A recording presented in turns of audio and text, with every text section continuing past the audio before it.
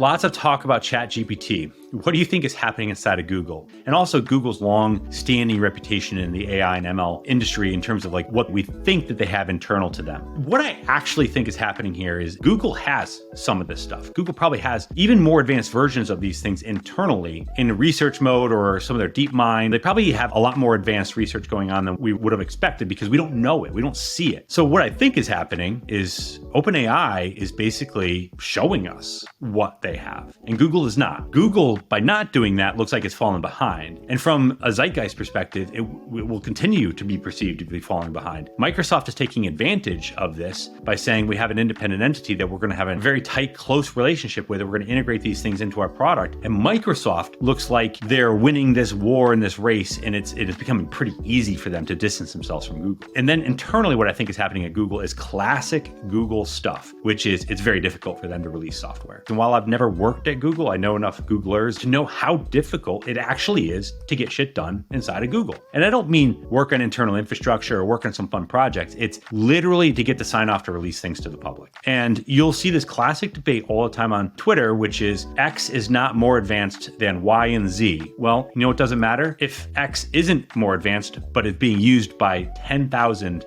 people in one day or 1 million people over 5 days. Who cares if they're not more advanced, if they're literally getting every single user in the world? There's a classic Jeff Bezos quote, which is, it's not done till it ships and users finding value in this. What I think we're seeing at the moment with Google too is a complete mismatch and lack of understanding about what people care about. So what I love about the current AI systems that are at play is I'm touching something on the OpenAI side and playing with it, or I got to go read the latest research paper from Google. Now, sure, I'm going to do that, but I'm not sending that latest research paper to my brother who's not in the industry or my sister or whoever. They're going to go play with ChatGPT because they can, and it's pretty approachable and accessible to them. And if that doesn't strike to the heart of the mismatch, I don't know what does. What do you make of the recent layoffs in tech? A generalized question that I can take in multiple different ways, but let's start with one of the obvious ones. Why are these layoffs happening? Particularly when it's been pointed out on Twitter that a lot of the companies laying people off have so much money in their coffers. So one is those two things are distinct from each other. They don't matter.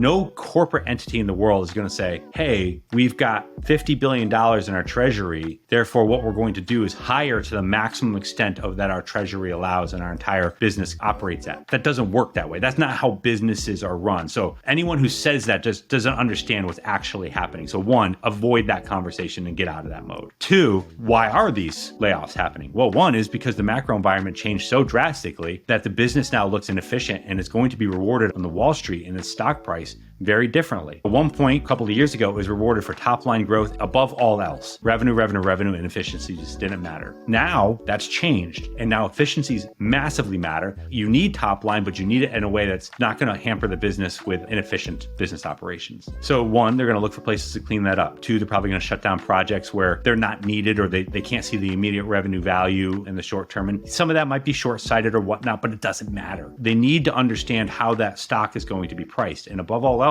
the stock price matters to how the value of the company is intrinsic to how it can hire and how it can operate. So no matter what you think, what should or shouldn't be, that is true. So because it's true, that's how companies are going to operate. Keep going further. What is going to happen is anytime somebody is inside an organization that might be considered a luxury, you probably need to start looking at, hey, we're in trouble. And I'm not talking about you're inside engineering and you're working on a special project or that sort of stuff. I mean, anytime you have duplicative efforts across the organization. If there is an actual marketing organization, but sales also does its own marketing, and maybe there's some brand folks inside some other organization too, hard questions will start to be asked at that point. And I think this is where a lot of people lose sight of what overall macro environment changes mean, is that people will start to get ruthless with spend. And so travel gets frozen, cloud costs get looked at, third-party vendor choices have to get consolidated, but then comes the headcount. The majority of all spend in all organizations is people. And because the majority of all spend is people, that's a natural consequence of when things get tight and tough. What's going to happen is the organization will look to people. What do I make of the recent tech layoffs? It's a natural consequence of the entire macro environment changing. What do I also make? This is maybe going to be not something that people want to hear. I think they were kind of good for organizations. They're bad for people, but the companies themselves, I think, had gotten too big and too bloated and too slow. Microsoft, Google, all these, they're classically slow, monolithic, kind of these beasts of organizations, and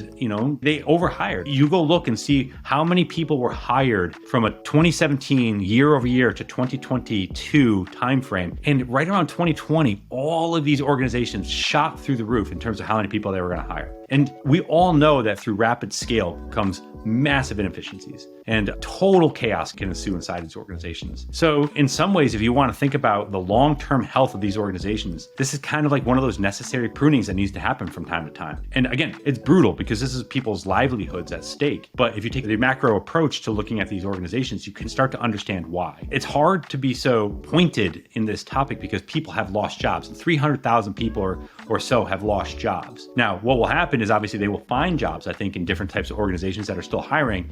And yes, it might take them a little longer than expected, but this is one of those natural consequences of when organizations hire too fast, too many people too quickly, and don't know exactly what to go do with them. So I don't have any real poignant advice for folks in this situation, except that keep your head up. It always gets better. I was let go in 1999 and 2001. It takes a little while to bounce back sometimes, but at the end of the day, our economy continues to grow. We do go through these rough patches, but as long as you have the cash reserves to weather the storm, you'll be fine.